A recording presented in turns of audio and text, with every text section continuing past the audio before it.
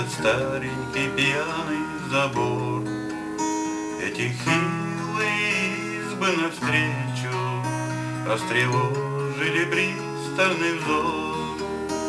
За афишами пестрых бетона и за бешеным ревом такси притаилась стыдливо, смущенно деревянное царство Руси. За афишами пестрых бетона и за бешеным ревом такси притаилась стыдливо, смущенно деревянное царство Руси.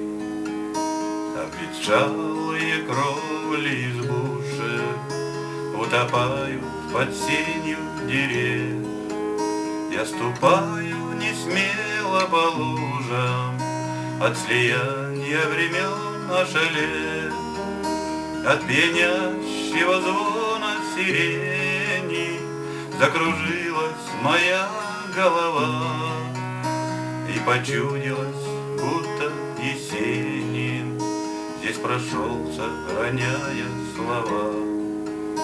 От пьянящего звона сирени закружилась моя голова, и почудилось, будто Есенин здесь прошелся, роняя слова. Он воспел эту прелесть калитки, этот мирно стареющий дом, и старушку, что в серой накидке в синем мраке грустит под окном. Не маши ты мне, верба, макушкой, не вернусь в этот ласковый сон. Убегаю от нищей старушки, возвращаюсь в бетонный загон. Не маши ты мне, верба, макушкой, не вернусь в этот ласковый сон. Убегаю от нищей старушки, возвращаюсь в бетонный загон.